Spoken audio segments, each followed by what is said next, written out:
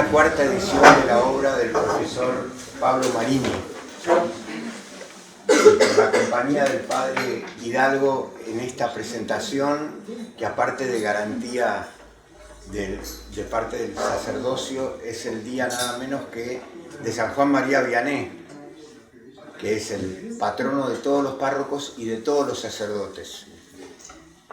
Así que es una doble alegría tenerlo presente, padre. Muchas gracias.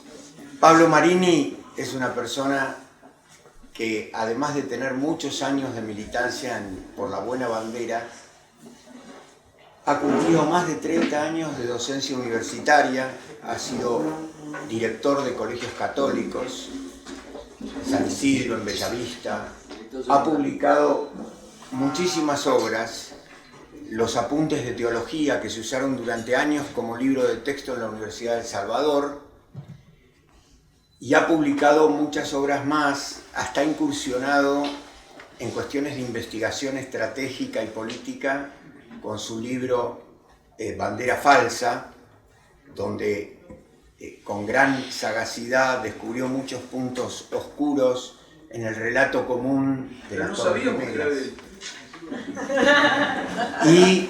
Y ahora nos va a traer esta cuarta edición que, junto con Teodicea y la querida editorial Santiago Apóstol y aquí en Ediciones Gladius, presentamos en un momento crítico porque se están sucediendo hechos dentro de la Iglesia que es necesario prestarles atención para no ser sorprendidos.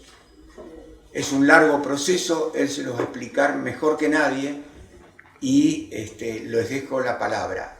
Solamente quiero aclarar que después de la presentación, el doctor Marini los invita a tomar un café que viene bien con este frío y estos cambios de clima. Bueno, los dejo con él. Yo quisiera empezar con algo muy conocido a los que participamos en la misa tradicional, que es el famoso Salmo 42, que voy a leer una traducción al castellano, y ahora voy a decir por qué me parece muy importante empezar la presentación de un libro que habla sobre la misa tradicional, así llamada, con este salmo. Dice así, todos lo conocemos, pero lo vamos a recordar. Júzgame tú, oh Dios, y defiende mi causa de la gente impía, y líbrame del hombre inicuo y engañador. Pues que tú eres, oh Dios, mi fortaleza. ¿Por qué me has desechado de ti? ¿Y por qué he de andar triste mientras me aflige el enemigo? Envíame tu luz y tu verdad. Estas me han de guiar y conducir a tu monte santo hasta tus tabernáculos. Y me acercaré al altar de Dios, al Dios que llena de alegría mi juventud. Hasta ahí el Salmo. Bueno, sigue más, por supuesto, en la misa tradicional, pero dejémoslo ahí. Bueno, me parece que este Salmo, que es el Salmo que sirve de preparación para que nosotros empecemos la misa tradicional, nos sirve para ubicar en un contexto, además de la Santa Misa, por supuesto, un contexto, podemos decir, tan importante que es la teología de la historia, en la cual, como nosotros sabemos, se remonta a la misma Sagrada Escritura, donde se ven justamente el enfrentamiento, por ejemplo, en el libro del Apocalipsis de San Juan, entre las dos ciudades, ¿no? La ciudad de Jerusalén y la Babilonia, la ciudad de la confusión. Por otro lado, lo de San Agustín, muy conocido, la ciudad de Dios, que todos sabemos muy bien, dos amores hicieron dos ciudades, dice el libro 14 de Civitate Dei, ¿no? Dos amores hicieron dos ciudades, el amor de Dios edificó la ciudad de Dios hasta el desprecio de sí, y el amor de sí edificó la ciudad del hombre hasta el desprecio de Dios, ¿no? Y en base a esta gran marco, digamos, de San Agustín, se dividen tanto hombres como ángeles en dos ciudades radicalmente opuestas y antagónicas. Lo mismo presenta San Ignacio, como nosotros sabemos muy bien, en su famosa meditación de las dos banderas, la bandera de Cristo Rey y la bandera de Satanás, que tiende redes y cadenas para trabajar en la ciudad de la tierra, digamos, ¿no? Bueno, entonces, en este gran contexto, que es el de la teología de la historia, me parece a mí que es bueno ubicar este salmo. Porque de hecho se habla de que nosotros tenemos una alegría de estar junto al tabernáculo, ¿no? Junto al altar de Dios, que es el Dios de la alegría de nuestra juventud, porque en realidad esta juventud no depende de los años, por supuesto, ¿no? Porque al que sigue al Señor se renueva sus fuerzas, como dice el profeta Isaías. Y por otro lado se habla del enemigo que aflige, ¿no? Entonces, del enemigo que aflige, ¿qué cosa? Justamente la ciudad santa, el tabernáculo, ¿no? Y es justamente que me parecía que esto viene justo con el tema del libro, ¿no? El drama litúrgico, porque no es solamente un problema litúrgico, es un problema de dos ciudades enfrentadas, ¿no? Es un problema macro, digamos, un problema que lleva toda la historia de la salvación. Es un problema que, en definitiva, es el de la salvación del género humano, ¿no? Y incluso de los ángeles, como dice San Agustín, que se ingresan a estas dos ciudades, ¿no? Y como sabemos muy bien, todos los redimidos, ¿no? Nos salvamos por el sacrificio de nuestro Señor Jesucristo, ¿no? Y por lo tanto, el sacrificio de Cristo, la cruz de nuestro Señor, es el que le da al Padre todo el honor y toda la gloria que se merece, como decimos en la Santa Misa. Es el que tiene los 4 fines de la Santa Misa: el fin de la adoración, el de la petición, el de la acción de gracias, ¿no? Y pedir las gracias, ¿no? De la expiación, esos 4 fines, ¿no? Y además es donde el demonio es vencido, como nosotros sabemos muy bien, como también reza la liturgia, ¿no? El que venció en un árbol es en un árbol vencido, ¿no? Por lo tanto, uno ve que el sacrificio de Cristo es lo central, como la Iglesia siempre lo tuvo como central, ¿no? De hecho, en todas las iglesias, ¿no? O las iglesias sí, bien hechas, digamos, ¿no? Hoy no, ya no, pero en las iglesias bien hechas de tradición, de siempre, ¿no? El crucifijo es, junto con el sagrario, el lugar principal, ¿no? Y el altar, que no se debería separar del sacerdote y del sagrario, como dice el Papa Pío XII, por ejemplo, ¿no? Entonces, la centralidad del sacrificio de nuestro Señor Jesucristo. Y esto es el lugar de la derrota del demonio, como nosotros sabemos muy bien. Y esto mismo que nosotros decimos acerca del sacrificio de nuestro Señor Jesucristo y de los 4 fines que tiene todo sacrificio, y eminentemente y superlativamente el sacrificio del Señor, que por supuesto es el sacrificio por antonomasia, que reemplazó a todos los sacrificios antiguos. Esto es lo mismo que ocurre en la Santa Misa, porque la misa esencialmente es el sacrificio de Cristo, la representación, como dice el Concilio de Trento, aunque hoy esa palabra a veces quizás la entendemos en un lenguaje moderno, y el que no esté familiarizado con el lenguaje antiguo entiende otra cosa distinta, por eso solemos usar la renovación, ¿no? Del sacrificio de Cristo, pero la palabra antigua es esta, la representación del sacrificio de Cristo, ¿no? Y también allí en la Santa Misa, nuevamente se le da a nuestro Señor todo el honor y toda la gloria, no ya el honor intrínseco, que Dios lo tiene infinito desde siempre, por ser la Santísima Trinidad, el Padre que adora, o el Hijo que adora al Padre, digamos, ¿no? O el Espíritu Santo al Padre y al Hijo, sino ya la gloria extrínseca, es decir, fuera de Dios, ¿no? Porque el Verbo se hizo carne y entonces sus acciones son teándricas, ¿no? Y esas acciones teándricas que le dan a Dios ese honor y esa gloria es lo que se da en la Santa Misa, ¿no? Por eso decimos, como decíamos recién, todo el honor y toda la gloria. Y como, por supuesto, el demonio se vio vencido en la cruz de nuestro Señor, entonces por eso el demonio va contra la Santa Misa. Es muy evidente, porque la Santa Misa es lo que lo vence. Ustedes recordarán aquella carta de uno de los mártires de rioplatenses, ¿no? Bueno, ahora se me borró el nombre, uno de los famosos mártires de los misioneros jesuitas, ¿no? Entonces él decía... Roque de la Santa Cruz. San Roque, exacto, San Roque González, él decía: cuando nosotros empezamos a celebrar la misa, el demonio dejó de aparecerse y de aterrorizar a los nativos, ¿no? Eso dice San Roque González, ¿no? Por lo tanto, la misa es la derrota del demonio, ¿no? Porque es aplicar los sacrificios de la cruz, ¿no? Y el demonio se tiene que huir y se ve vencido, ¿no? Por lo tanto, el demonio va a querer evidentemente que no se celebre la Santa Misa, o que se celebre mal, ¿no? O el demonio va a querer que se profane la Santa Misa, o que se celebren misas negras, ¿no es cierto? O misas satánicas, o misas sacrílegas, ¿no? O que se comulgue mal, o irreverentemente, o que se comulgue en la mano, o que se comulgue, o que se haga de la misa una payasada, ¿no? O si no, intentar tocar la traducción de la misa, que Pablo analiza muchas veces en su libro, ¿no? Cosa de que no sea el sacrificio como Dios quiere, que no sea así. O que el hombre no entienda que es una milicia la vida del hombre sobre la tierra, ¿no? Como dice el libro de Job. Y que no se entienda ese aspecto pugnativo, ¿no? Ese aspecto de conflicto que hay en la historia entre el bien y el mal, entre la ciudad de Dios y la ciudad de Satanás. Y por supuesto que, como nosotros sabemos muy bien, todos estos irreverencias, sacrilegios, ¿no? Todas estas cosas tan horribles que ocurren, ¿no? En la celebración de los divinos misterios, ¿no?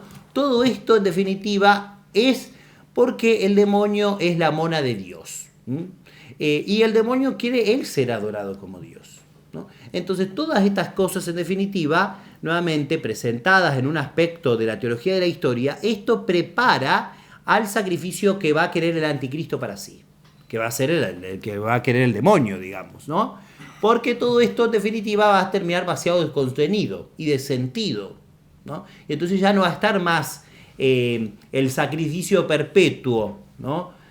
Como dice el profeta Daniel, ¿no? Sino que va a quedar abolido.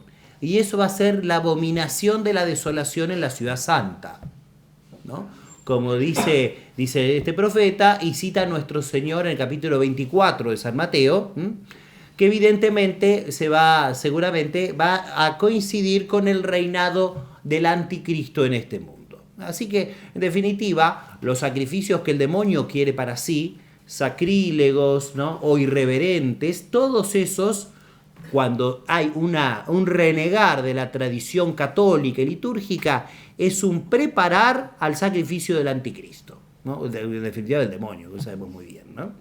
Por lo tanto, nosotros tenemos que luchar contra todas nuestras fuerzas para conservar la tradición católica.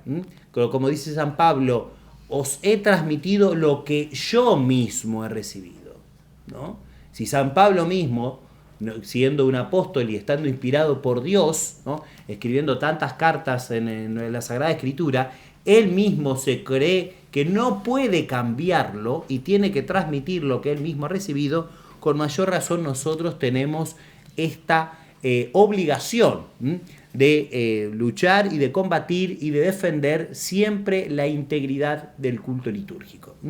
Por eso me parece tan importante el libro del doctor Marini, y que siempre nosotros tenemos que encuadrarlo así, ¿no? Es mucho más que, no sé, una comunión en la mano que me obligan, es mucho más que la palma o el cura que se vistió de payaso, digamos, es mucho más, ¿no? A lo mejor el pobre sacerdote que hace eso quizás hasta recibió una mala formación, porque ya sabemos cómo son los seminarios, tristemente ahora en la Argentina, ¿no? Pero nosotros tenemos la seguridad que esto en definitiva es un anticipo de otra cosa que va a venir y que es peor. Por eso ojalá que también nosotros luchemos para defender nuestra tradición católica con todo como hemos recibido, y sobre todo la Santa Misa con su rito tradicional. Y por eso, aunque los enemigos vengan a afligirnos, nosotros ¿de qué debemos estar tristes? Si Dios es la alegría de nuestra juventud y Él es el que renueva nuestras fuerzas y por Él luchamos y combatimos, ¿no? Entonces, volver nuevamente al Salmo para que eso siempre sea el gozo de nuestro corazón.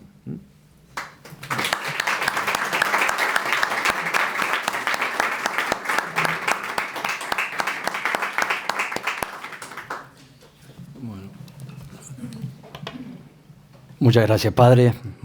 Está buena por dónde le encaró el tema, porque es cierto que hay que ver cómo vamos a poder quizás restaurar, o sea, intentar, ¿no es cierto?, que haya un movimiento de restauración de la misa católica, y buscar la plenitud precisamente para no dar flancos a la acción demoníaca y a la acción de digamos, la confirmación de un proceso quizá de apostasía en el que estamos, lamentablemente, estamos siendo testigos, en donde, como lo dije en algún otro momento, yo creo que nos van a llevar a una opción de hierro, ¿no? Esto va a ser algo que va a terminar en una decisión de toma y daca, ¿no?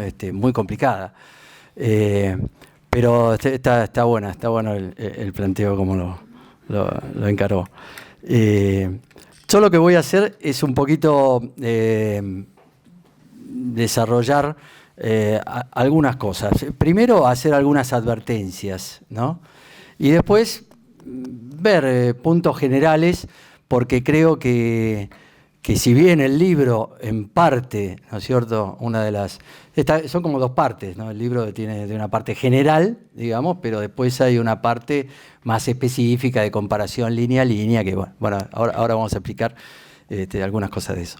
Pero en cuanto a las advertencias, primero de todo, el tema de reforma litúrgica no se puede reducir a novus ordo versus vetus ordo. O sea, no es eso solo. Por supuesto, es importante concentrarnos, de hecho yo lo hice solamente, me concentré en una comparación entre el rito antiguo, ¿no? Más que nada del misal de 1962, de Juan XXIII, y el rito nuevo, fruto de la reforma litúrgica. Pero ¿por qué decimos que no hay que reducirlo todo a eso? Porque efectivamente, en realidad, la reforma litúrgica encaró también cambios en los sacramentos, en los distintos sacramentos, en la liturgia de las horas, bueno, en el leccionario, desde ya. Entonces, eso por un lado, ¿no? Una advertencia. No es solamente un tema de el rito, el orden de la misa. Y después hay trabajos, con respecto a esto, hay trabajos independientes, por ejemplo, dos no tradicionalistas, un tal Lorenzo Bianchi, un italiano que en los años 90 hizo una comparación entre todo el misal antiguo. Yo no hice eso.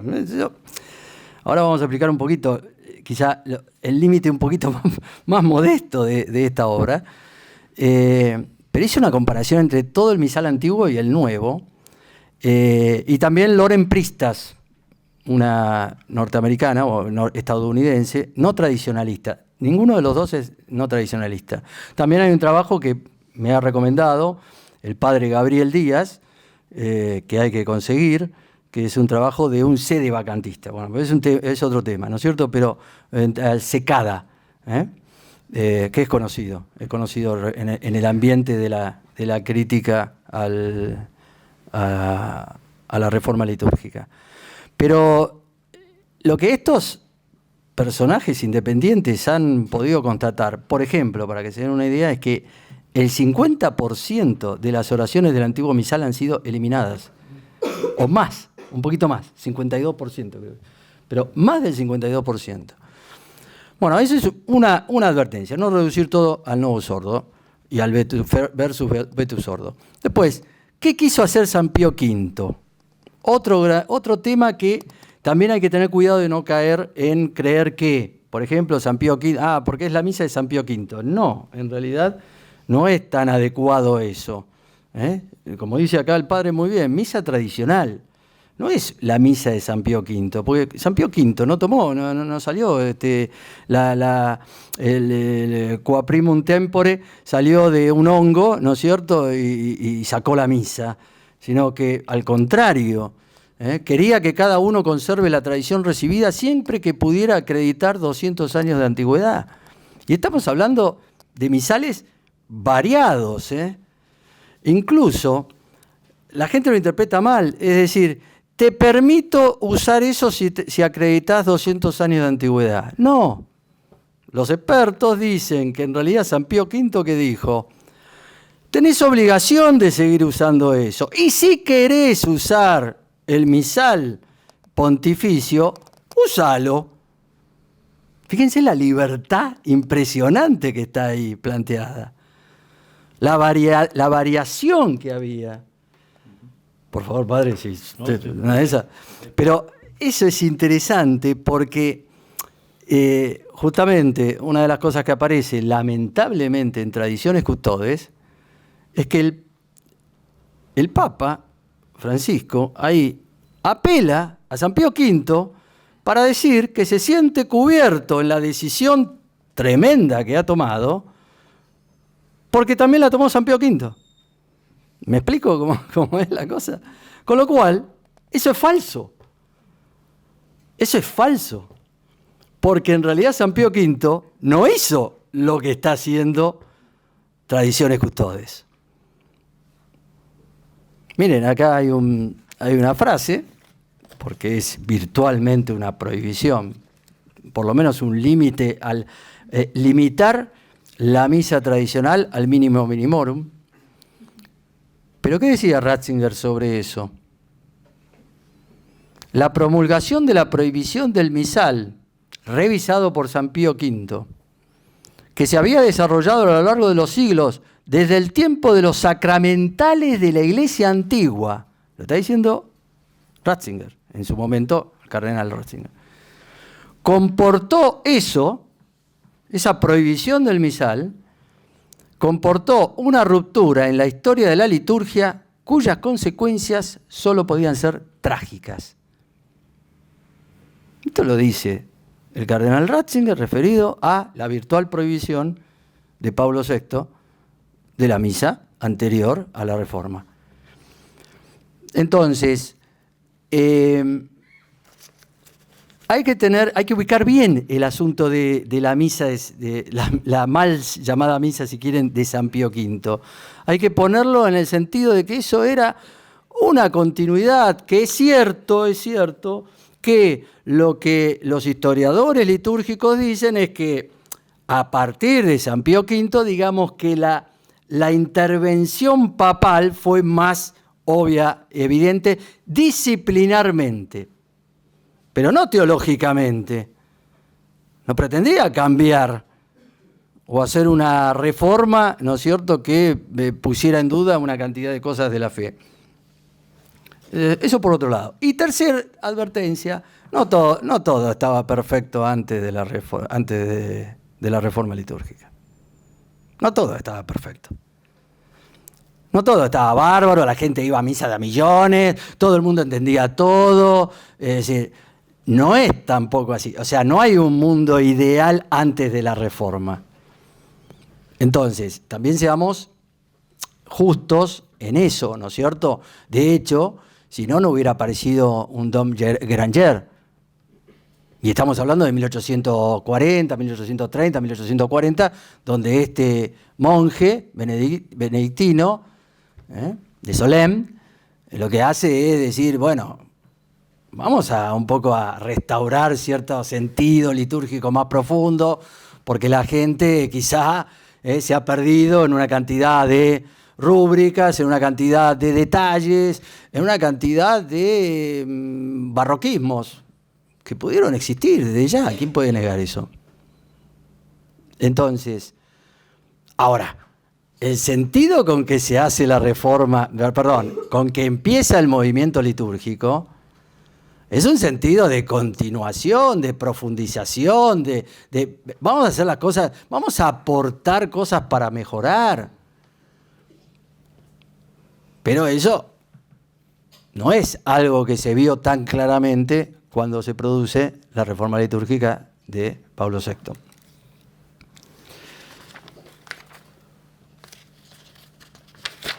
Y además hay otra cosa, ese movimiento litúrgico, eso también hay que aclararlo y está bien explicado en varios lados, ese movimiento litúrgico empezó muy bien, pero 3 años antes de morir Granger, en 1875, aparece Don Bodem, nace. Y él después, en 1920, por ahí, bueno, ahí empieza una desviación que ya estaba, digamos, en ciertos planteos, digamos, no muy católicos, en donde se planteaba, de alguna manera, una subordinación de la cuestión litúrgica a 2 puntos medio que si uno los pone por encima de lo litúrgico, mata la liturgia. Uno es el ecumenismo y otro es la subordinación pedagógica. O sea, la subordinación a lo pedagógico.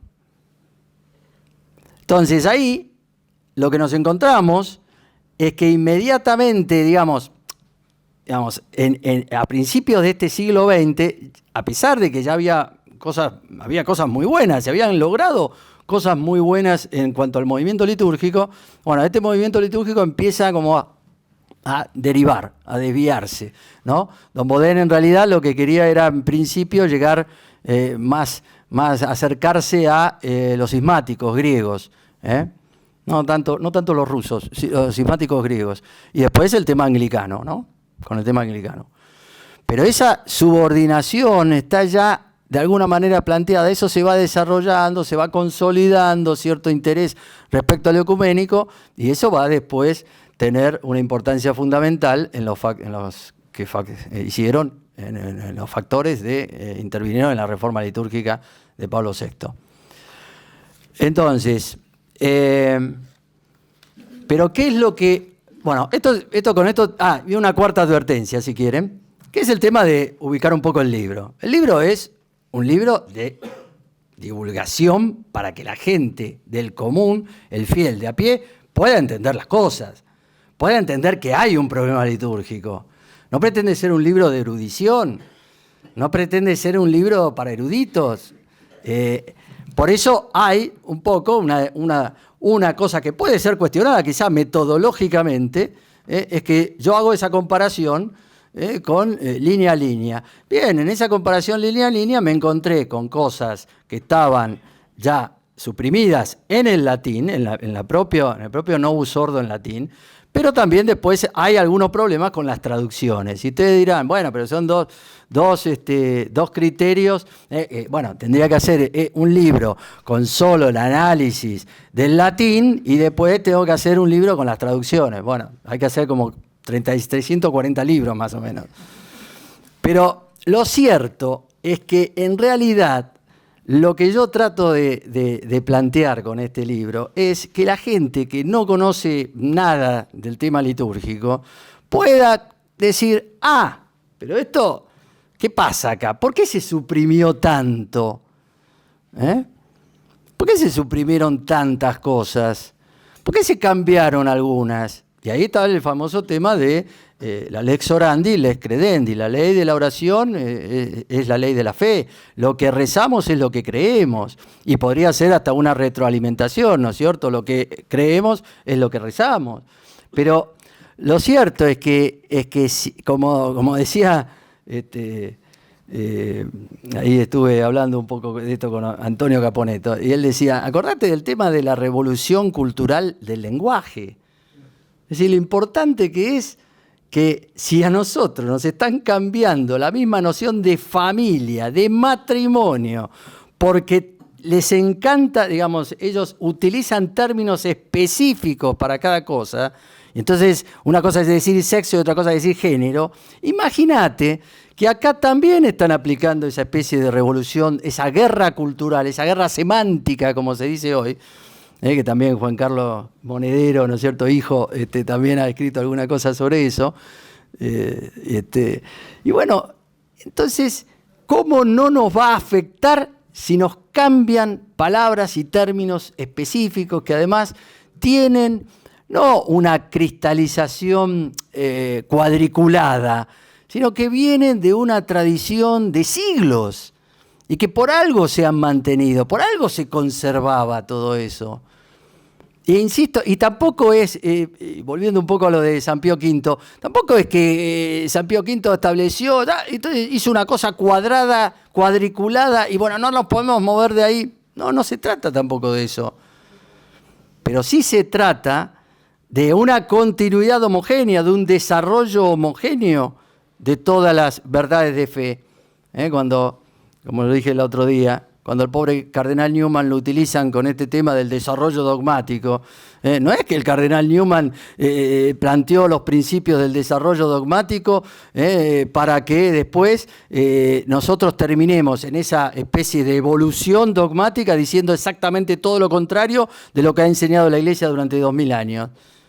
No se trata de eso, y mucho menos el cardenal Newman, que cuando recibe, ¿no es cierto?, el nombramiento de cardenal, en su discurso de recepción, el tipo dice: toda mi vida he luchado contra el liberalismo teológico y contra el relativismo y creer que las verdades de la fe pueden cambiar así por evolución. Toda mi vida he luchado contra eso. Por supuesto que los progres y los modernistas lo llevan para su molino, ¿no es cierto?, para llevar agua a su molino. Pero es falso eso. Entonces acá tiene que haber ese desarrollo homogéneo, ¿no es cierto? Es algo que también de alguna manera lo confirma el propio Ratzinger en una denuncia que hace cuando prologa el libro de Klaus Gamber, de los escritos de Klaus Gamber, cuando muere Klaus Gamber, y dice: lo que ha ocurrido tras el concilio es algo completamente distinto. En lugar de una liturgia fruto de un desarrollo continuo, se ha introducido una liturgia fabricada.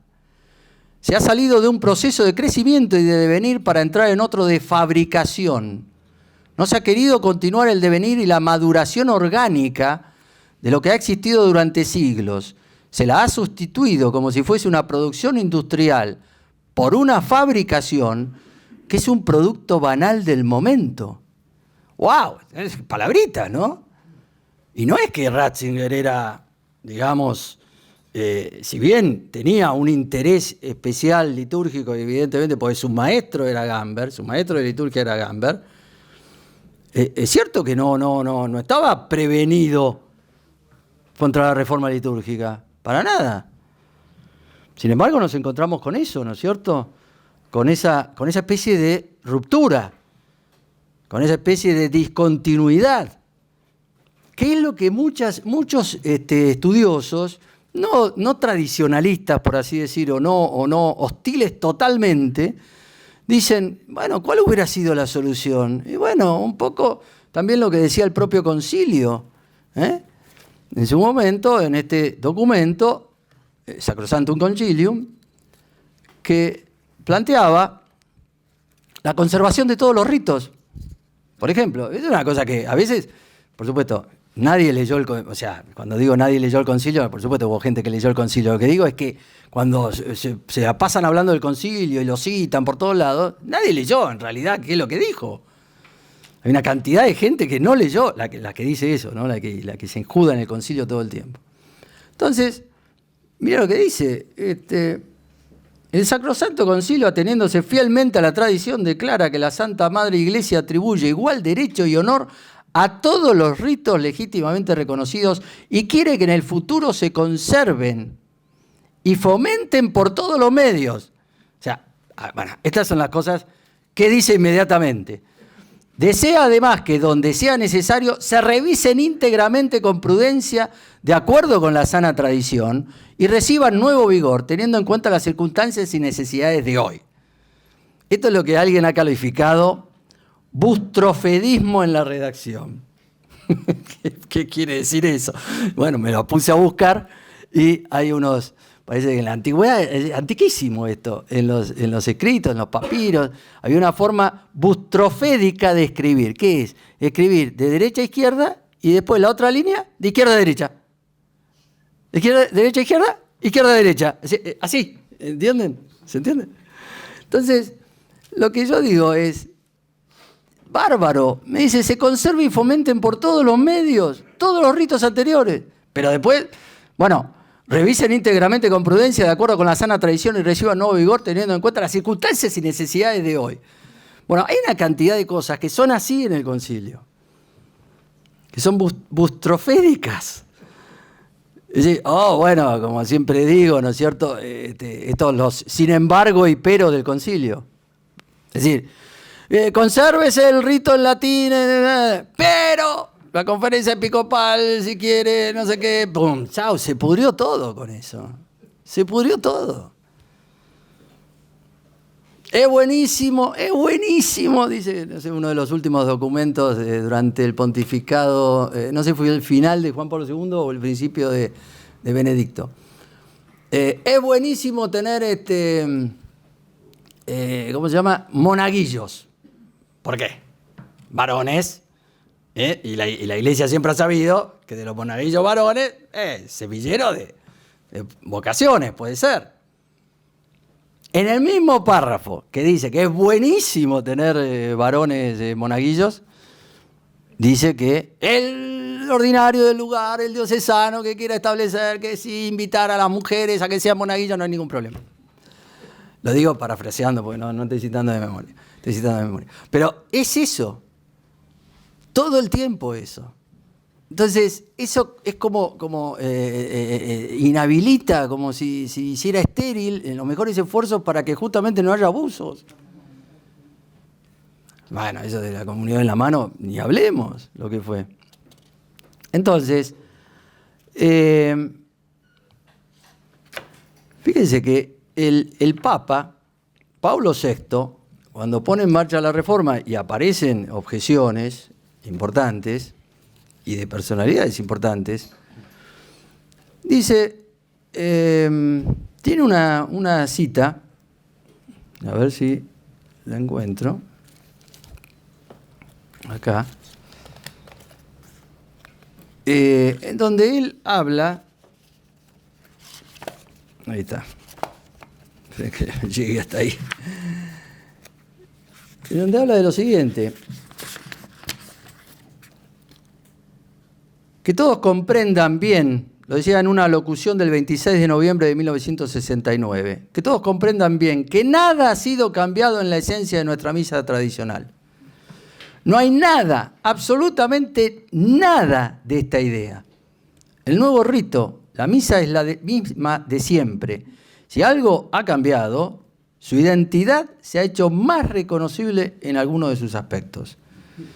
Bueno, acá hay dos temas. Por un lado, está el asunto, es cierto, son testimonios de afuera, pero hay una cantidad de protestantes, de luteranos, que ha dicho que no tiene ningún problema en celebrar la misa del Novus Ordo, que no le trae problemas teológicos, ¿no? Entonces, como también de alguna manera decía en su momento Romano Amerio, una cosa increíble, filólogo y lógico italiano, una cosa increíble, el libro Iota Unum, se lo recomiendo a todo el mundo, porque es uno de los libros más extraordinarios que se han escrito sobre la reforma litúrgica, sobre el problema de la crisis de la Iglesia en general, no solo de la reforma litúrgica. Pero lo que decía Amerio, decía que la variación litúrgica haya llegado a una variación de fondo es comúnmente negado por sus autores, pero lo demuestran los hechos que tienen esto una fuerza probatoria decisiva. Son muchos los testimonios protestantes que declaran encontrar la nueva misa conforme a sus creencias y aceptable para la celebración de la Eucaristía en el seno de su comunidad. Max Turian, del monasterio de Taizé, declaró que uno de los frutos de la nueva misa era probablemente que comunidades no católicas podrán celebrar la Santa Cena con las mismas oraciones que la Iglesia Católica. Teológicamente es posible. Debe, por tanto, reconocerse que la Reforma ha transformado una misa católica inaceptable para los protestantes en una misa católica aceptable para ellos. Eso es un hecho. No quiere decir que no nos metamos en el tema de la validez. No estoy hablando de eso. Estoy hablando que una misa católica que era inaceptable seguro para los protestantes se transforma en una misa católica aceptable para ellos. Eso es un hecho. Es un hecho. Entonces, el juicio de aceptabilidad implica que ha acaecido una variación profunda. De ellos son jueces precisamente los únicos que tienen competencia. Bueno, la competencia digo en el sentido de que son teólogos luteranos. Y los testimonios en tal sentido son innumerables. Entonces, habría que ver eso, por un lado, ¿no es cierto? O sea, ver el Papa Pablo VI decía, no hay nada que ha cambiado, no tengan miedo, no hay nada que ha cambiado. Y por otro lado, inquietantes declaraciones de personas que no tienen por qué tener interés en mentir en eso, ¿no es cierto? Que dicen porque no le conviene, en definitiva, qué bueno seguir siendo luterano, perfecto. No, resulta que ahora podríamos hacer un culto quizá común con los católicos, por lo menos en alguna versión del ordo de la misa. Y por el otro, siempre se había dicho que esto muchas veces el argumento ¿cuál era? Los tradicionalistas están en contra de esto porque son detalles, en definitiva, son cosas secundarias, son cosas superficiales, no sé, tendrán nostalgia del latín, nostalgia de los trapos, porque a veces nos hablan así con ese desprecio, ¿no? De los trapos que se ponen los sacerdotes, etc. Pero resulta que ahora tenemos declaraciones del prefecto del dicasterio principal que se ocupa de esto hoy en la Iglesia Católica, que es el cardenal Roche. ¿Y qué dice? Por ejemplo, la teología de la Iglesia ha cambiado. Mientras que antes el sacerdote representaba a distancia a todo el pueblo, se canalizaban a través de esta persona, que era la única que celebraba la misa. Ahora, sin embargo, afirma este cardenal que no es solo el sacerdote el que celebra la liturgia, sino también los que están bautizados con él, y eso es una afirmación enorme. Roche no conoce entonces la historia de la liturgia, y es el prefecto que está a cargo del dicasterio principal, ¿no es cierto? Dicasterio para el culto divino y disciplina de los sacramentos, así se llama, y la disciplina de los sacramentos, así se llama. No conoce eso, no conoce la historia. Mediator Dei, Pío XII, 1947, dice claramente que el sacerdote celebra y con él, de algún modo, los fieles. Así que no es cierto que el único que celebraba la misa es el sacerdote. Entonces, estamos hablando además de un documento de 1947, que en realidad es el documento litúrgico más importante de todo el siglo XX, sacando por supuesto Sacrosanctum Concilium del Concilio Vaticano II, que tiene más jerarquía que una encíclica. Entonces, esto contradice Mediator Dei en los puntos 113 a 115. Los invito, para no demorar mucho, los invito a que lean eso, pero dice claramente eso. Y dice que los fieles, de algún modo, celebran junto con el sacerdote. Pero es cierto, obviamente, que el sacerdote, el orden sacerdotal es esencialmente distinto al sacerdocio universal de los fieles de los que se habla. Otra afirmación de este cardenal, en carta al cardenal Nichols de ahora, hace muy poco.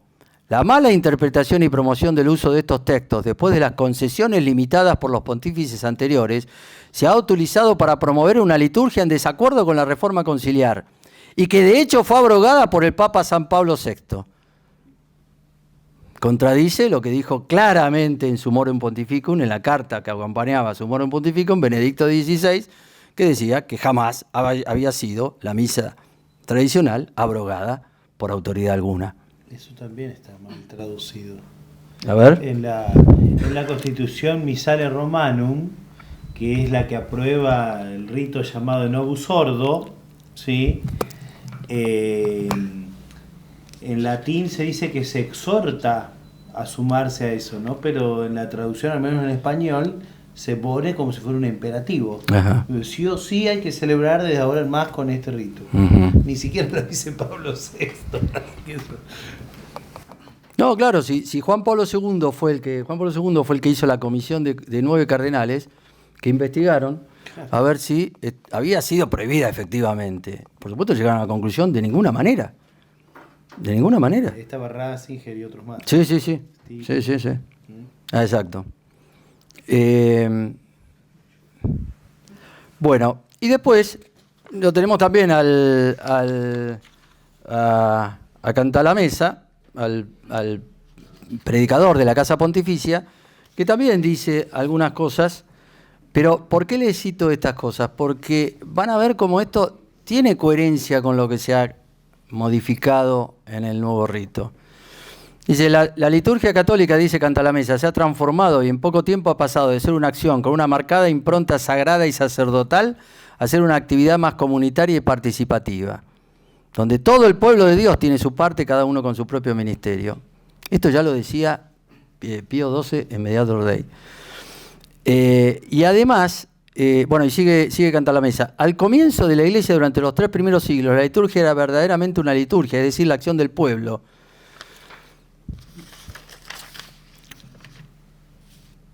De San Justino, de la tradición apostólica de San Hipólito y de otras fuentes de la época obtenemos una visión de la misa ciertamente más cercana a la reformada de hoy que a la de siglos atrás.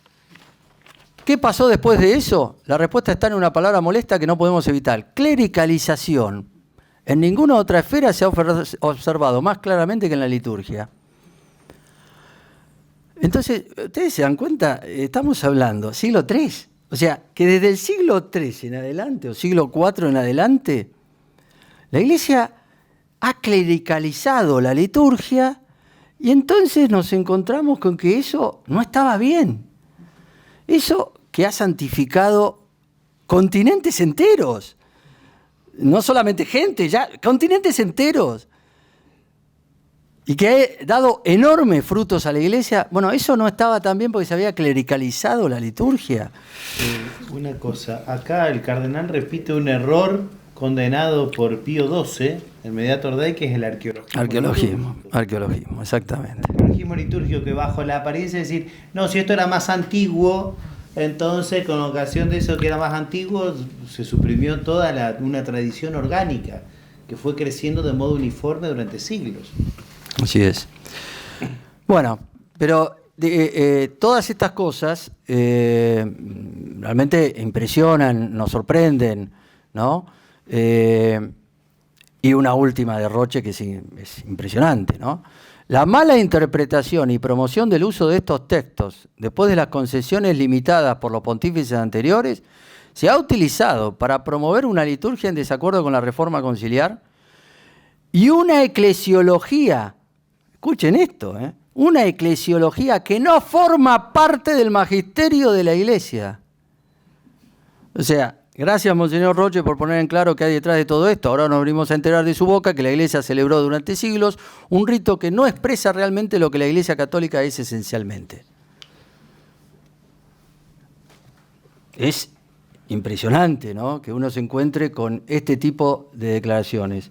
Pero lo que pasa es que eso ahora les cae la ficha a algunos, ¿no? No a nosotros que hemos estado con esto algunos años, aunque yo tenía 11 años en el momento de la reforma litúrgica en 1969, pero a varios que decían eso, que yo les decía, ¿no?, que no, los tradicionalistas, son cosas secundarias, son cosas superficiales, son cosas que, bueno, sí, el tema de que le gusta el latín, cosas por el estilo. No, ahora nos dicen, no es solamente una sensibilidad litúrgica determinada, no es que nos gusta escuchar el gregoriano. Se trata de algo que tiene que ver con la teología. Se trata de algo que tiene que ver con todo un movimiento litúrgico que de alguna manera se desvió en algún punto, se perdió el rumbo. Y lo de Bugnini era clarísimo. Y estaban horrorizados gente que no es precisamente tradicionalista, un Bouillet, Louis Bouillet, famoso teólogo, converso. Pues decía, estaba horrorizado de lo que hacía Bugnini. Y después hay cosas medio sorprendentes. El mismo Pablo VI tiene una declaración en 1967 justamente a los miembros del Concilium, donde dice: nos causa aflicción esa tendencia a desacralizar esta nueva mentalidad cuyos turbios orígenes sería fácil señalar. Ay, qué lástima que no lo señaló. Porque después nos enteramos, ¿no?, según algunos, que están diciéndolo cada vez más claramente, que Bugnini era masón.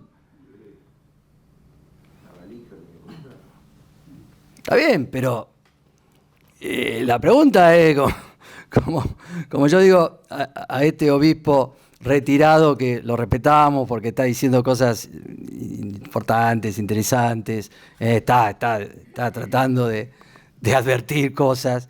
Está bien, ya retirado, ¿no? Pero ¿qué dijo? Sí, Bunini era masón. Yo no lo digo tan contundentemente. Parece ser que el padre Moore también ha salido a la palestra con un libro de decir, sí, Bunini era masón. Está demostrado. Pero este obispo dice, sí, Bunini era masón, pero yo no tengo ningún problema con el Novus Ordo. Nunca tuve ningún problema. Bueno, pensá un minuto, o sea, si lo hace, si de alguna manera el director ejecutivo, porque el director general era Lercaro, el cardenal Lercaro. Gran prevención hay que tener con ese personaje. Pero Bunini era el director ejecutivo, era el que cortaba el bacalao totalmente en la comisión. Decís que es masón. Es el tipo que fue el factotum de la Reforma. ¿Y no te da ningún problema? O sea, celebrar un rito diseñado de esa manera. Por lo menos, preguntate si no metió cuchara. Porque como dije en otro momento, ¿qué pasa? ¿Qué creen? ¿Que los masones son estúpidos? Si realmente era masón, ponen a uno de sus hijos, un hermanito de él, lo ponen a cargo de la reforma litúrgica más importante de toda la historia de la Iglesia. Porque no hay ninguna duda que es la más importante. Nadie puede negar que el cambio que ha implicado es la más importante reforma de toda la historia. Y lo ponen a un personaje así, no te preguntás si metió cuchara, si algo dejó alguna señal. A ver, alguna cosa tiene que haber. Entonces, ahí llama la atención, ¿no? Que tengamos también esta... Pero es comprensible, como ya también dije, que sea muy difícil para muchas personas plantearse esto de alguna manera. ¿Por qué? Algunos por ignorancia, directamente. Otros por modernistas, por progres, porque no quieren, porque justamente querían esta especie de concilio tercero, el concilio Vaticano III que tenemos con el sínodo de la sinodalidad, que va a ser una especie de concilio Vaticano III por poco, pero... Y hay una cantidad de sacerdotes que celebran bien, con solemnidad, seriamente, que saben lo que están haciendo, que no se hacen los payasos. Hay una cantidad de esa gente, gracias a Dios.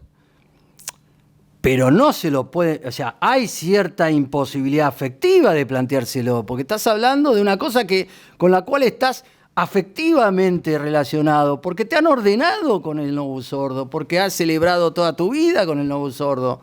No es fácil agarrar y decir, che, esto de la famosa reforma, este pelote, ¿tendrá algo más? ¿Será algo más? ¿O es una cosa puramente secundaria? Pero es difícil plantearse eso. Incluso, por eso, humanamente, ¿no? Digo, qué complicado. Pero por otro lado, hay cosas que tendrían que llamarles la atención, como le digo a este obispo retirado, tendría que llamarle la atención. Si él mismo dice, ¿no es cierto?, que hay una cantidad de cosas que están pasando horribles dentro de la Iglesia, porque estamos con una crisis fenomenal, bueno, él se tendrá que preguntar, bueno, como dijo de alguna manera también Ratzinger en su momento, el problema de la identidad sacerdotal proviene de la crisis litúrgica. Por lo menos un elemento fundamental de la identidad sacerdotal, la pérdida de sentido de la identidad sacerdotal, proviene de la crisis litúrgica. Y ahí una de las cosas que, para decirlo en general, ¿no? Una de las cosas que tendríamos que señalar, simplemente para que ustedes se fueran con una idea general, y no simplemente con detalles o con definiciones, es este asunto de los 4 puntos fundamentales que ha tenido la implicancia de la reforma litúrgica en cuanto a una deriva, se podría decir así, el padre Gabriel Díaz en eso estaba totalmente de acuerdo, hablar de una deriva protestantizante. De una deriva protestantizante. Entonces, ¿eso dónde se ve claramente? Poner en un plano de igualdad la presencia de Cristo en la palabra y en su pueblo con la presencia sacramental, afectando el dogma de la presencia real de Cristo en la Eucaristía. ¿Qué sé yo? ¿A qué hemos llegado? Cosa que no tenía la Reforma, pero ¿a qué hemos llegado? Comunión en la mano, de pie. Y ni hablemos, bueno, estas reuniones multitudinarias donde se van pasando a nuestro Señor de mano en mano. O aquellos que para una mayor participación, ¿no es cierto? Como el concilio habló de que tenía que haber una participación fructuosa, activa, del fiel. Entonces, tomar él mismo, ¿no es cierto?, la hostia, tomar la iniciativa, ¿no?, y sacarle la hostia de la mano al sacerdote. Que no es la forma correcta, es cierto, no es la forma correcta, pero siempre es lo mismo, siempre es un tema que empieza como un indulto, como una cosa tolerada y termina siendo la regla. O prohibir, ¿no es cierto?, que se le dé la comunión en la boca a las personas, como ha pasado, y que si se arrodillan los hacen levantar. ¿Qué es eso? Y no hago un gesto acá que le pasó a una persona muy querida que está acá, porque fue una burla del sacerdote a la actitud del fiel, una burla directa, por supuesto a Cristo también, ¿no? Segundo, el centro gravitacional en la estructura de la misa ya no se ubica en el sacrificio, sino en el banquete conmemorativo. Bueno, y el famoso asunto del altar dado vuelta. La posición del sacerdote es tremendamente fundamental. O mejor dicho, si ustedes quieren, la posición del altar, la posición del sagrario en unión, el tabernáculo unido al altar, que decía Pío XII Mediator Dei, no deben separarse. Todo eso. Pero la posición hoy del sacerdote mirando al pueblo, con ese ridículo argumento de que en realidad le da la espalda al pueblo si se da, o sea, si en la posición ad orientem, ¿no es cierto?, le da la espalda al pueblo. Pero entonces el de la primera fila me está dando la espalda. Esas cosas que son increíbles, ¿no? Tercero, tiende a borrar la distinción esencial entre el sacerdote y los fieles, reduciendo a aquel a un mero presidente de la asamblea litúrgica. Hay un sacerdote que dice, no, eso de decir que es presidente, nada, preside, es normal, es decir que preside. Sí, pero ¿por qué no usan sacerdote? ¿Por qué no usan la palabra sacerdote? ¿Por qué se usa presbítero, por ejemplo? ¿Por qué no se usa? Es impresionante en los documentos, en los últimos documentos. Y cuarto, la finalidad de acción de gracias y alabanza es casi exclusiva, buscando eliminar los fines de expiación e impetración. Esto tiene de alguna manera explicación de cómo se ha llegado a todo esto, en que hay esta deriva protestantizante, en este buscar que no haya elementos de agravio, de ofensa a nuestros hermanos separados, a los protestantes. Pero eso es increíble que haya sido ese uno de los objetivos de la Reforma. O sea, lo que tendríamos que hacer es decir, hacer cada vez más católica la misa, como decía el padre acá, que represente claramente lo que es la misa católica, lo que represente claramente lo que es la teología católica. Y cuando yo decía que no había que limitarse al problema del novus ordo, en el sentido del orden de la misa, recuerden que esto ha afectado la música, el lenguaje, la arquitectura, los crucifijos, los famosos crucifijos ET. ¿Qué son los crucifijos ET? Esos crucifijos, esos palitroques que a veces ponen, ¿no es cierto? Que uno no sabe qué cuerno es ese, pero ¿qué es eso? ¿Qué es eso? ¿Es un extraterrestre? ¿Qué es eso? Pero eso ya, lo impresionante es que Mediator Dei, Pío XII, ya advertía esas cosas.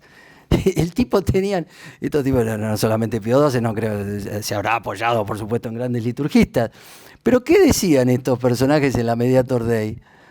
Decían, guarda, la imagen no puede ser insólita. La imagen tiene que representar una verdad teológica, clara. No puede ser una cosa dudosa. ¿Qué son estos crucifijos que tienen a Cristo en bajo relieve porque en realidad ha resucitado?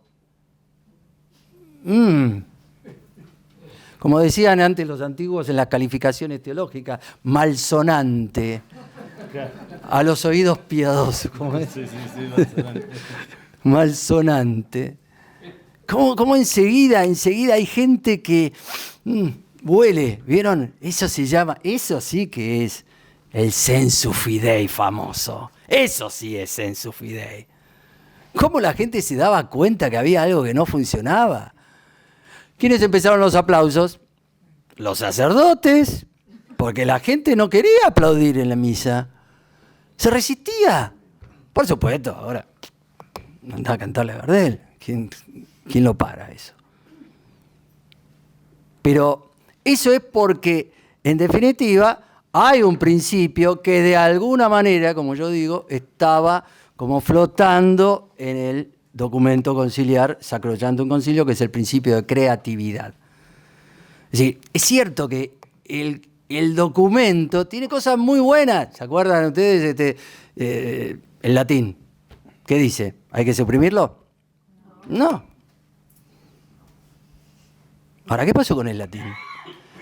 Hay una anécdota ahí contada en el libro, que es que unos tipos se acercaron y le parece que le plantearon a un grupo de cardenales y obispos que estaban ahí reunidos, le plantean, bueno, pero habría que ver qué hacemos con el latín, pues me parece que hay que suprimirlo. Algunos, ¿no?, decían así, un poco ya lanzados, ¿no? Se les mataban de risa, le decían, así como diciendo, ¿pero cómo vas a suprimir el latín de la iglesia? Vos estás loco. 10 años después, tenía que buscar a 4 metros bajo tierra el latín. 10 años después, solamente 10 años después de esa anécdota. ¿Pero qué pasó entonces? Y fíjense que está el principio de creatividad y está el tema de por qué el principio de creatividad, por ejemplo, hoy tiene un estatus de ciudadanía dentro de la misa. ¿Por qué? Porque no se habla en latín. Entonces el sacerdote puede inventar. Pero si hablaban en latín, era medio difícil que se pusieran, que van a construir una nueva oración en latín. No. Y lamentablemente a eso da pie el rito, porque dice, dígase esto, otras palabras semejantes. Otras palabras semejantes que decir, a veces me ocurre decir otra cosa que no es la que está escrita en el misal. Así es. Yo puedo introducir el Padre Nuestro con cualquier fórmula, por ejemplo. ¿Qué sé yo? Porque es otras palabras semejantes, dice ahí. En otros lugares también, pero ahí, por ejemplo, dice eso. Por eso se transforma la acción sagrada en un drama teatral y se transforma de alguna manera en privada la acción del celebrante. Por eso el sacerdote al final termina actuando, cosa que me reconocieron sacerdotes que celebran solemnemente el Novus Ordo. Me lo reconocieron. Y tenemos que estar como actuando. Pero es lógico, porque el sacerdote de alguna manera tenía que hacerse inadvertible a medida que se avanza incluso hacia la consagración. ¿Por qué? Porque en la consagración el que está actuando es Cristo, en las palabras, ¿no? Exactas. Entonces fíjense, es pésimo celebrante quien no tenga estabilidad de lo que algunos ya llaman, abiertamente, animadores litúrgicos. Y el rito no dependerá ya de lo sagrado objetivo que se opera, sino de la eficacia de lo subjetivo que se inventa. Repito, el rito no dependerá ya de lo sagrado objetivo que se opera, sino de la eficacia de lo subjetivo que se inventa. Por eso la gente ha terminado diciendo, no, esta misa es aburridísima. O no, o qué buena la misa. Pero no porque hay una comprensión clara del objetivo que sucede y opera, sino porque me vino bien lo que viví. Me hizo bien. ¿Entienden? Y por eso, por ejemplo, las famosas letras de los cantos, desapareció la referencia a la doctrina católica, ¿y qué es lo que aparece? Porque tengo que estar con Cristo, porque te amo, porque vos me amás, pero yo te amo y yo te... Toda esa cosa, ¿no? Impresionante, sensiblera, intimista. Sí, déjala para un retiro espiritual, pero no la misa. El sacerdote celebrante, esto es correcto, debe perderse en la objetividad del rito, haciendo inadvertible su individualidad. El sacerdote en algún sentido tiene, entre comillas, que desaparecer, y de hecho, entre comillas, desaparece cuando el sacerdote actúa in persona Christi. Por eso la forma del sacramento de la Eucaristía es distinta a la de los demás sacramentos, donde es claro que es el sacerdote mismo el que efectúa el sacramento. En los otros, ¿no? Yo te bautizo, yo te absuelvo. Pero no en la Eucaristía. Esto es mi cuerpo. Otro elemento que favoreció todo esto fue también que los ritos se deben acomodar al genio de los pueblos. Claro, siempre pasa lo mismo con estos documentos. Se podría interpretar lo que quisieron decir. Nadie dice que no, que yo tengo que saber frente a quién estoy, ¿no es cierto? Y tratar de como si fuera una especie de qué sé yo, de maestro, que bueno, una cosa es hablarle a niños de primaria y otra cosa es a gente universitaria, ¿de acuerdo? Pero no es tampoco el problema, ¿no es cierto? Entonces, esta acomodación termina siendo entre la actuación del sacerdote que debe ser animador litúrgico y la acomodación al genio popular, me tengo que acomodar de manera adulatoria. Si tengo enfrente sindicalistas, y bueno, tendré que ir con un bombo en vez de ir con un instrumento. ¿Me explico? Lo digo, estoy un poco... Ha pasado. Si tengo niños, bueno, lo que dije el otro día, porque la verdad vale la pena repetirlo. La misa de los niños, la cosa más destructiva de la liturgia que pueda haber. Pero porque además hay una pérdida del sentido común de estas personas que hacen misa de los niños, porque no se dan cuenta que además de que están subestimando a los niños, que tienen una psicología que te la regalo y que se dan cuenta de muchísimas cosas, resulta que quieren acercarse a los niños tal como los niños tienen que ver una fiestita. Entonces, ¿qué es lo que dice el niño con toda lógica? Y como me decía el otro día Leandro en el reportaje, a mí me dicen, ¿qué es esto? Salen los chicos y dicen, ¿qué fue esto? Una fiestita. O sea, el chico ve que no pasa nada extraordinario. No está pasando nada extraordinario. Se parece a una fiesta de la nuestra de cumpleaños, porque es una misa de los niños. Eso no quiere decir que la homilía tenga que ser de Santo Tomás de Aquino, cuestión 3, artículo 2. Por ahí entienden más los chicos. Pero no tiene que ser eso, pero eso es la homilía. Pero ¿y el resto? Y yo decía, a mí, ¿qué es lo que nos impresiona de los adultos por parte de un chico? Que se arrodille. ¿Cuándo un adulto está arrodillado? ¿En qué momento está arrodillado? ¿En tu casa se arrodilla? Salvo que tengan un altarcito, no sé, y que recen, ¿no es cierto?, con un reclinatorio. Pero lo cierto es que ¿cuándo vemos a nuestros padres arrodillados? Entonces eso es un chispazo, un impacto psicológico, buenísimo. O como decía el ejemplo por eso le digo que todo cambió, el tema de la confirmación. ¿De qué nos acordamos todo lo que hemos sido confirmados muchos años atrás? El golpe. No, cachetada no es un bofetón. No es una cachetada, ¡pum! No, es un golpe. Pará, no te gusta eso. Pero eso que te demuestra que sos soldado de Cristo. Ah, no, soldado no. Testigo. Pero hay que ver que entiende. O sea, el chico que hace soldaditos, obvio que entiende lo que es un soldado, mucho más claramente, de la palabra testigo. ¿Le podés explicar? Por supuesto que se le puede explicar que esto además es testigo de Cristo, que cuando te vengan a matar, ¿no es cierto?, tenés que dar testimonio. Por supuesto. Pero primero, qué bueno que te digan que sos soldado. ¿Y cómo cambian ahora? Besito. Te dan un besito. Yo he ido a confirmaciones, ¿eh? Sí, por supuesto. Sí.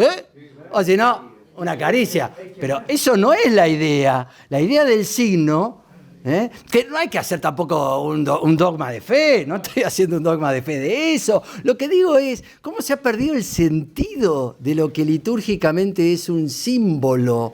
¿No? Y las consecuencias que ese símbolo puede tener en la percepción intelectual de la cuestión.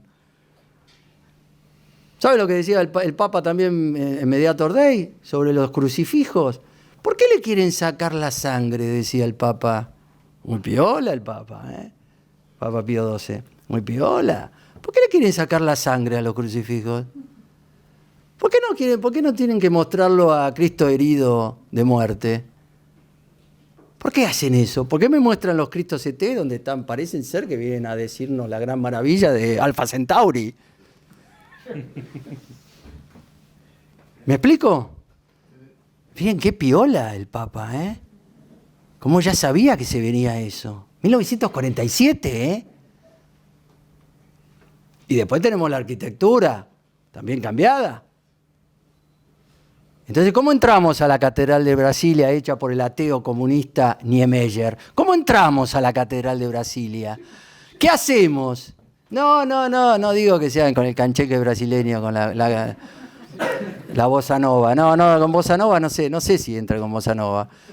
Se entra hacia abajo. A la Catedral de Brasilia se entra hacia el lugar inferior. Y les aviso que después no se sube, ¿eh? O sea, el plano de piso de la Catedral de Brasilia está abajo del nivel del piso de arriba, del nivel del normal, digamos, del nivel del mar, si quieren. O sea, Brasilia está más abajo, no sé, habrá que ver, ¿dónde está? Hay que ver la altura de Brasilia. No importa. Lo que les digo es que no es que uno entra para después subir, porque hasta podríamos considerarnos a Niemeyer que en su ateísmo alguien le habrá soplado, no, es para entrar a la oscuridad, es el bautismo, que nosotros morimos con Cristo y después resucitamos al entrar en la iglesia.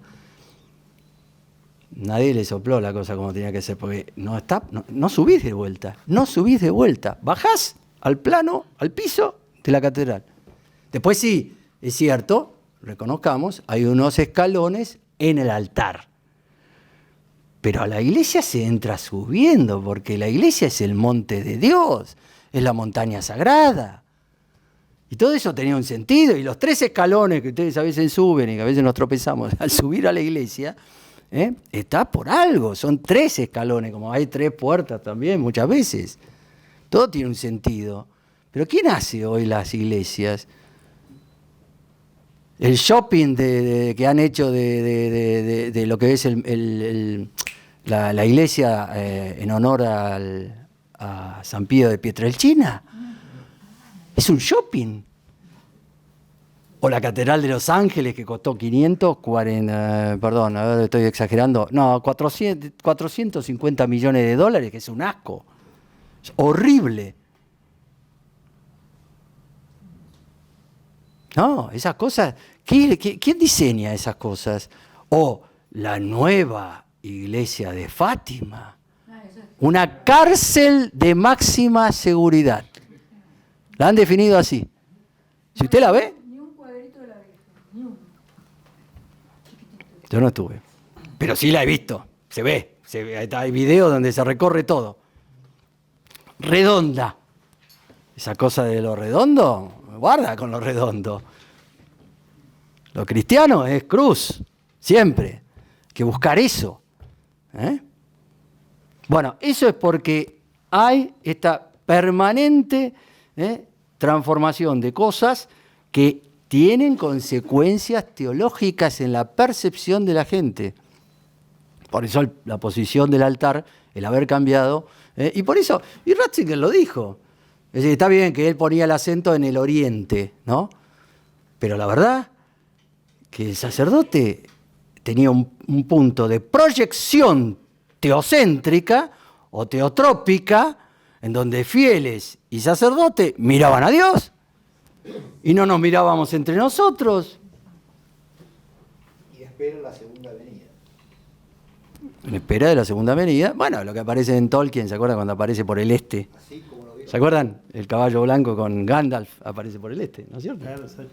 Porque eso se creía, siempre sostuvo eso la tradición cristiana, ¿no? La segunda venida es por el oriente. Así es. Bueno, y esto de la acomodación adulatoria a las personas, que ya les dije que tiene que ver que, según la persona que esté, entonces voy a desarrollar una nueva liturgia creativa. Entonces, esto, ¿no? O lo que pasa terriblemente hoy con las misas del LGTB, ¿no? Y todos estos grupos. O sea, como tengo gente de... entonces tengo que hacer una liturgia que se adecue a todo eso, con consecuencias de cambios realmente espantosos. Y esto de lo que pasó, esto como un ejemplo, lo que pasó en la beatificación de los mártires de San Francisco Cajonos, Juan Bautista y Jacinto de los Ángeles, de origen zapoteca. Dos fiscales que hacia el año 1700 y pico, estamos hablando del siglo XVIII, eran fiscales, y entonces un día estos fiscales descubren a cristianos, mexicanos, haciendo ritos paganos, o sea, paganizando. Entonces los denuncian. Se armó un despiol en el pueblo espantoso, entonces los tuvieron que proteger, primero en la iglesia, después bajo juramento de que se les iba a respetar la vida, los entregan a la autoridad del lugar. Por supuesto, la autoridad del lugar los entrega a los asesinos. Los asesinos lo que hicieron fue, déjenme acordarme porque es bastante interesante lo que le hicieron. Primero los molieron a golpes, después los despeñaron para que se murieran. Una típica cosa, vieron, de las escaleras aztecas, ¿no es cierto? Entonces, para que se despeñaran y se murieran en la caída. No se murieron en la caída. Van y tratan de degollarlos, y como no consiguen tampoco matarlos con el degüello, los matan a machetazos.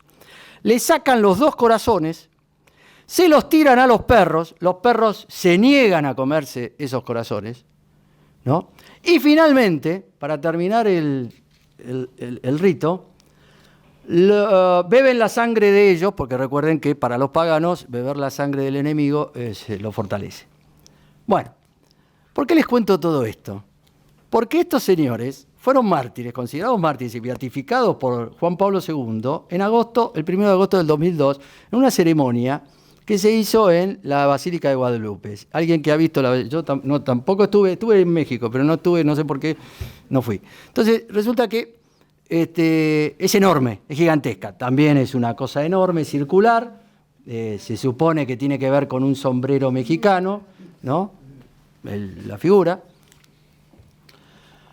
Y entonces está Juan Pablo II ahí, que estaba hecho bolsa. 2002, ya tenía toda la enfermedad, estaba muy, muy delicado, y sin embargo va a México.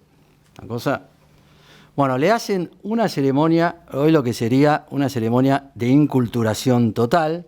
Había de todo, mariachi, cualquier cosa, era impresionante, lleno de gente. Y vienen una cantidad de mujeres con unos cuencos llenos de incienso, y todo el incienso elevándose. Por supuesto, no era incienso sacerdotal, litúrgico, católico. Se trataba de un rito pagano.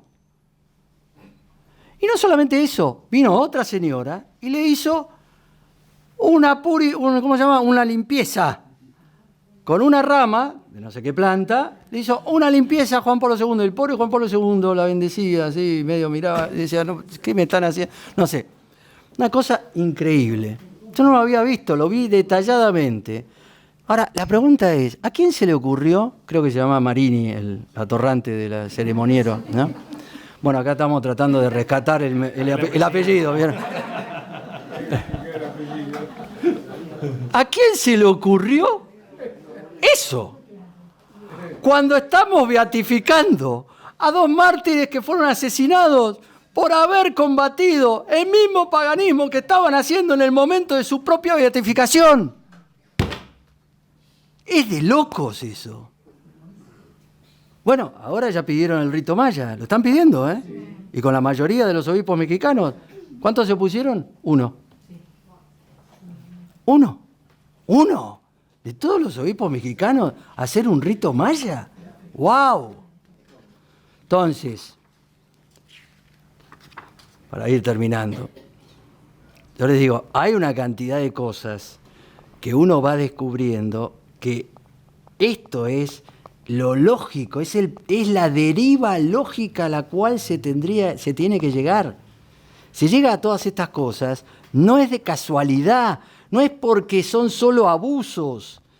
Hay algo más que tiene que ver con la percepción de cómo teológicamente se está entendiendo el santo sacrificio de la misa, que nadie dice eso, nadie habla así. Si a uno le preguntan la definición, y bueno, eso sí, es la memoria del sacrificio, o, como está diciendo ahora, el propio documento del Papa, al final, Desiderio Desideravi, ¿qué está diciendo? Refiriéndose a la última cena del Señor, que el Señor deseaba, la última cena, que el Señor deseaba comer con los apóstoles. Francisco dice, Él sabe que es el Cordero de esa Pascua, sabe que es la Pascua. Esta es la novedad absoluta de esa cena. Empecemos con problemas. La novedad absoluta de esa cena. La única y verdadera novedad de la historia que hace que esa cena sea única y por eso última, irrepetible. Trento y toda la teología de la Iglesia decía que lo irrepetible es el santo sacrificio, es el sacrificio de Cristo en la cruz. Eso es lo irrepetible. No la última cena.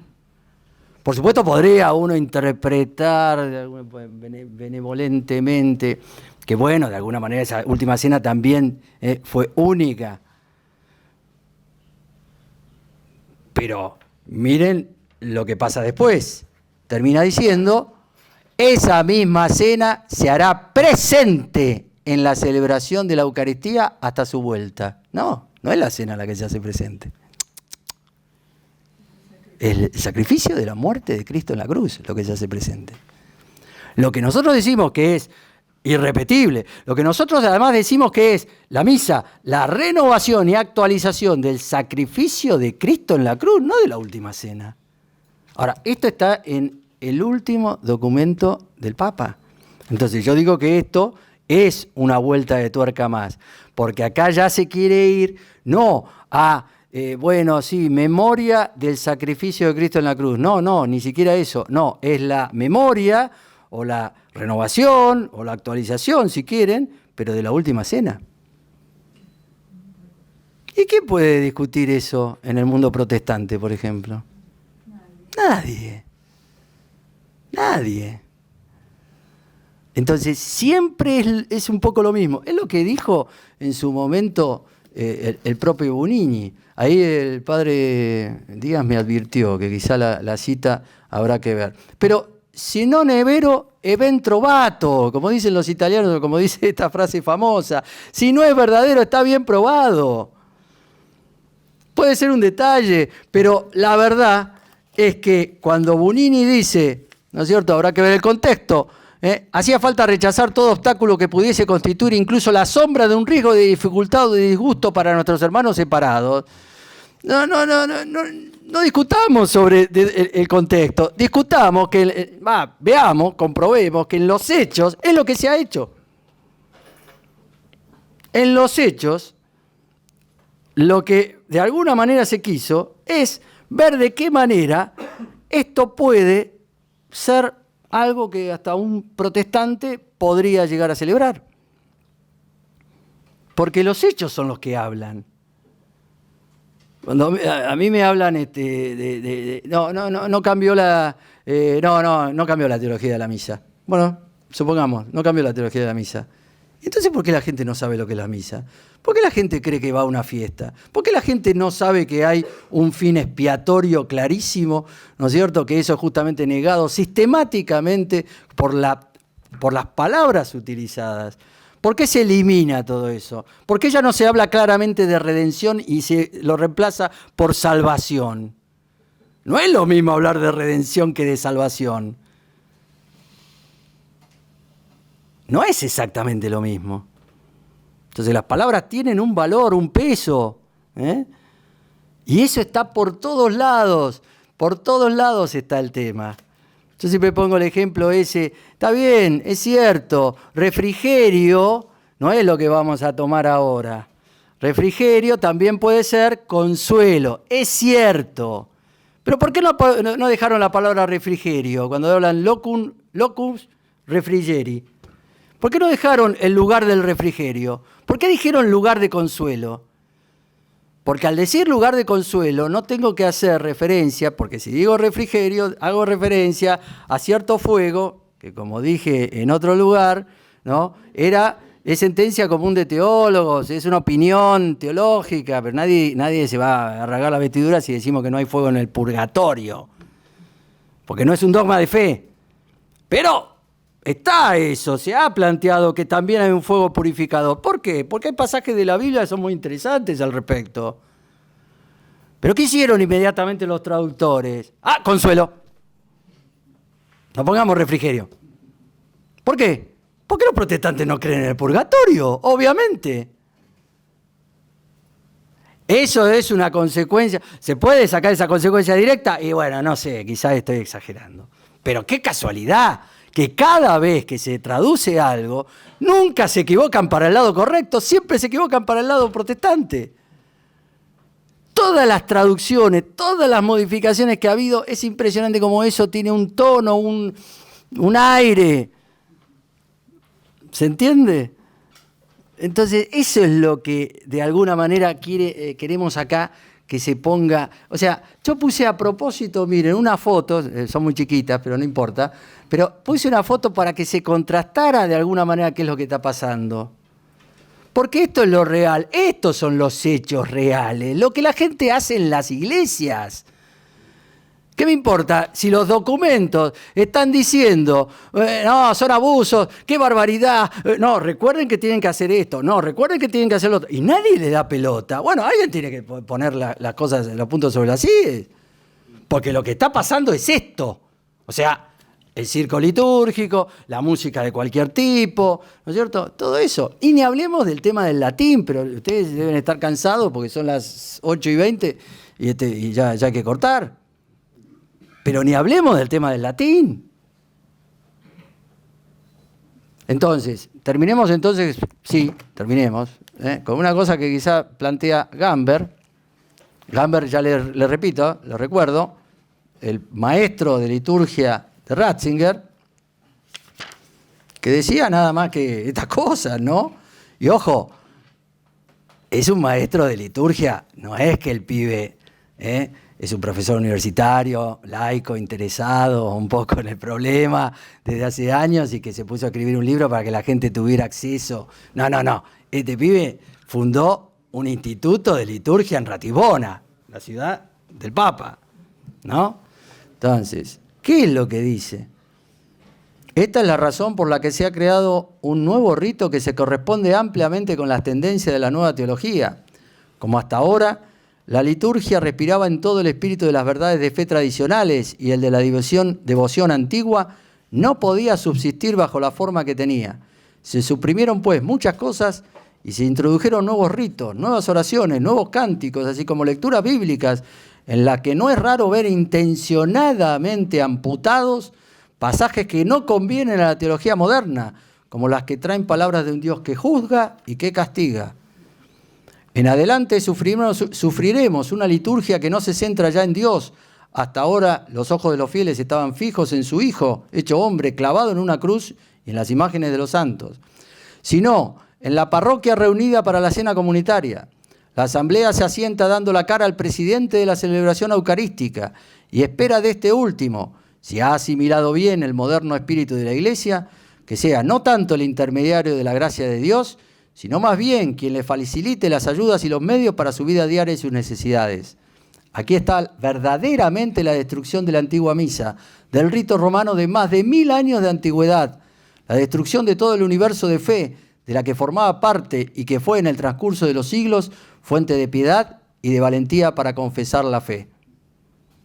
¿Qué se puede hacer?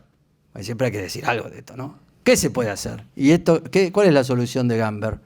Un camino posible sería tomar como punto de partida de una reforma limitada del antiguo rito romano, tomar como punto de partida la Constitución sobre la liturgia del Concilio Vaticano II, tal como la entendieron la mayoría de los padres conciliares, sin que esto implique la destrucción del rito. Y dice, en otro momento dice, la mayoría de los padres conciliares, si hubieran visto las consecuencias de todo, jamás hubieran aceptado la reforma. No lo hubieran aceptado. De hecho, no la aceptaron. Hay lo que se llama la misa normativa, padre, no sé si se acuerda, de haberlo estudiado, haberlo leído. Estaba el tema de la misa normativa en 1967. Hicieron un experimento, porque se hacen estas cosas. Se hace misa seca, ¿se dice? ¿Es así? Misa seca, sí. Mira vos. Misa seca. Una cosa nueva. Misa seca. Pero la misa normativa no era una misa seca. ¿No? ¿No era? Era misa... La misa seca es cuando uno practica celebrar la misa. Practica. No sabe. Acá no era ni siquiera práctica. No, acá era real. Claro. Acá era misa real. Bueno, misa real. La mayoría, la mitad de los asistentes dijo no. Dijo no. Non placet. Pues le dijeron, non placet. Otros pusieron reservas y otros dijeron que sí. Pero esa es la misa de 1967. Y bueno, y después el otro tema, la seriedad con que se hicieron esto. Está la famosa anécdota de Luis Bouillet. Luis Bouillet escribe en el Trastevere, en el barrio de Trastevere, en una trattoria del Trastevere, escribe la oración eucarística 2, la famosa de San Hipólito, que dicen que se funda en San Hipólito, las dos. Es como no sé, la servilleta de Corach, ¿se acuerdan? Esto era más o menos así. No, lo impresionante es lo de Bouillet, la honestidad, si se quiere, de Bouillet en eso, que dice, yo la pasé porque nos dieron un día, al día siguiente teníamos que entregarlo, pero después vi que esto estaba dentro del Novus Ordo, me quería morir. La hizo ahí, la escribió ahí. No, hay cosas para contar impresionantes. Pero bueno, una de las cosas que sí quiero decir, hay una lucha que dar, hay un combate que dar, hay que invitar a la gente, me parece, no hay que agredir con esto, pero me parece que hay que tomar conciencia, que la gente tome conciencia que hay un tema, que hay un problema, que la lex orandi y lex credendi es fundamental, que si me están cambiando las palabras en la misa, ¿no es cierto?, o si me están suprimiendo cosas fundamentales, eso me puede cambiar la fe. Y que de hecho ha sido así. En mucha gente. Por eso además la asistencia a misa que ha decaído, no es la única razón, obvio, no vamos a decir es la única causa, no es unicausal. Pero, ¿qué me están hablando? Yo el otro día creo que me equivoqué, porque dije que en Navarra iba el 70% de gente a misa antes de la reforma. O sea, un 70% es una animalidad, ¿se entiende, no? Estoy hablando de los católicos de Navarra, de la zona de Navarra, 70%. Creo que me equivoqué, creo que era el 90%. Yo cuando lo leí era 90%. Hoy va a duras penas el 15% de la gente. Bueno, y acá ni hablemos. Como me definió esto un buen sacerdote de rito del Novus Ordo, me dijo, este es un país católico sin sacramentos. Sin sacramentos. ¿Cuál es el porcentaje de gente que va? Pero bueno, me parece que hay, para terminar, para cerrar, hay una lucha, un combate que dar, hay un esclarecimiento que dar. Se puede hacer, se puede mejorar todo, incluso hasta los libros que hablen de estos temas, pero me parece que hay un problema litúrgico, hay un drama litúrgico, que casi una tragedia en cierto sentido. Así que bueno.